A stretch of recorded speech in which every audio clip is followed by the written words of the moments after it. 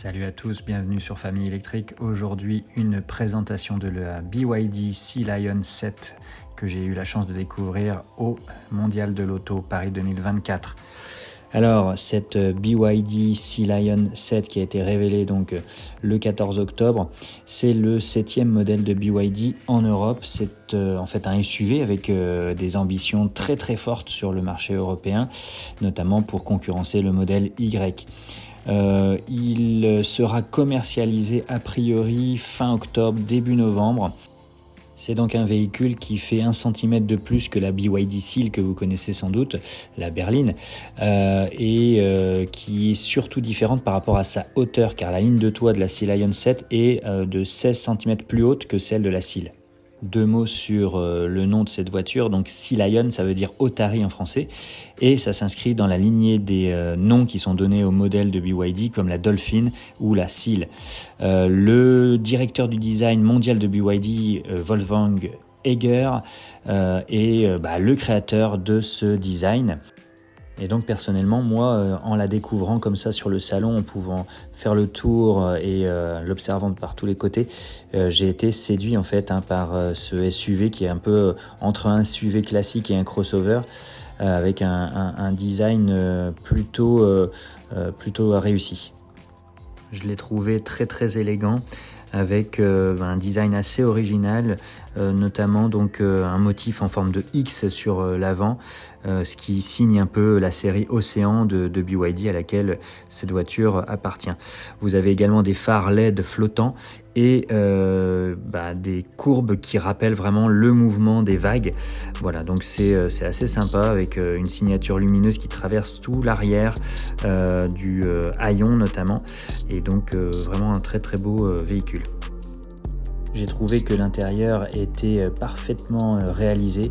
Le niveau de finition est excellent et assez comparable à celui des Allemandes que j'ai pu aller voir sur le mondial. Notamment, vous avez donc un intérieur qui paraît très très spacieux grâce à un toit panoramique bien sûr. Il est très très lumineux. Une banquette arrière qui est vraiment spacieuse, confortable, avec beaucoup d'espace aux jambes, et un plancher plat évidemment. À l'avant, donc pas beaucoup de boutons, je m'attendais à plus. Siège chauffant et ventilé, donc de très très bonne facture avec des surpiqûres, c'est vraiment magnifique dans cet intérieur gris-blanc. Vous avez très très peu de plastique dur, je crois que j'en ai même pas trouvé en fait, on est tout en plastique moussé. J'ai aussi bien aimé le volant avec des commodos qui sont plutôt qui tombent bien sous la main, assez discret, quelques boutons mais pas trop, très très bien travaillé ce volant avec un méplat en bas. Bien sûr, on parle quasiment plus de l'écran maintenant parce que ça devient la norme dans ce style de véhicule. Il est très grand, une belle console centrale aussi avec un espace de rangement donc au milieu. Voilà, vraiment un véhicule très très bien fini.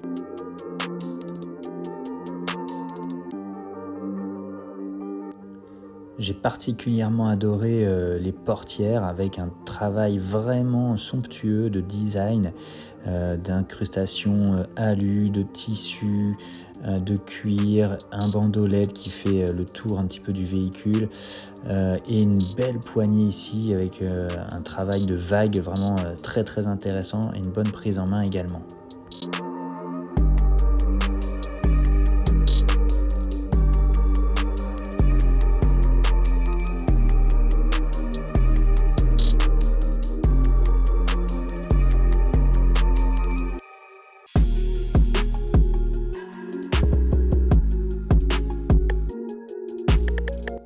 N'hésitez pas à me dire dans les commentaires ce que vous pensez de cet intérieur. Moi je le trouve super harmonieux, très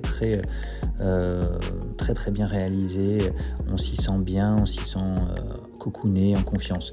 Au niveau des places arrière, on se rend compte que j'ai un espace aux jambes qui est vraiment impressionnant. Pourtant j'étais installé donc sur le siège de devant, et vraiment il y a beaucoup d'espace. Les sièges sont magnifiques, juste magnifiques au niveau du galbe, au niveau de cette ouverture en dessous de l'appui-tête. Je trouve ça vraiment très très sympa. Par contre, c'est peut-être difficile d'y installer une tablette pour les enfants à l'arrière.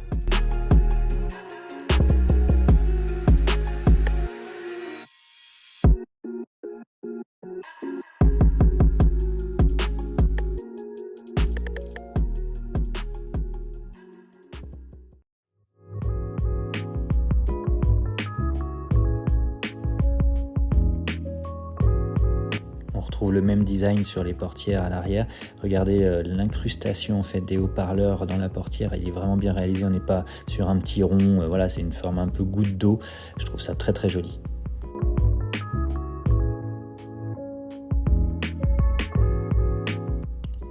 Avec un accoudoir bien sûr aux places arrière. Je me souviens plus s'il y a la trappe à ski.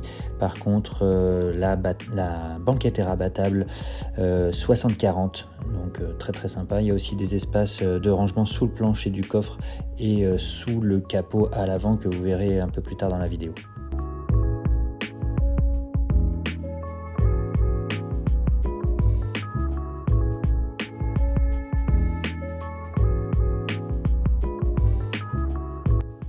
Alors je connais pas le volume du coffre, mais il est vraiment très très généreux.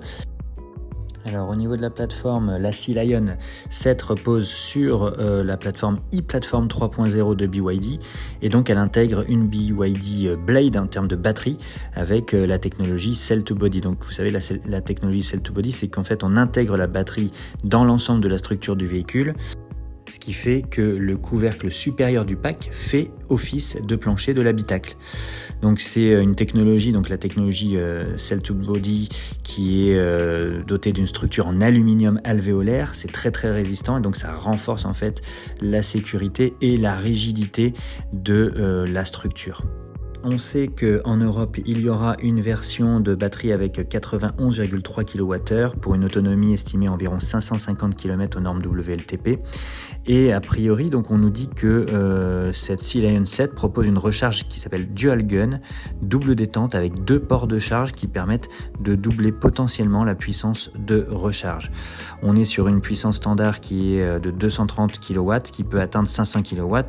La version la plus puissante avec 2 moteurs et une transmission intégrale permet de faire un 0 à 100 en 4 secondes 5 et atteindra une vitesse de pointe de 215 km/h. Donc on sera bien entendu en rivalité avec le modèle Y Performance. Les commandes seront possibles à partir de fin octobre début novembre avec une livraison possible au dernier trimestre 2024 a priori.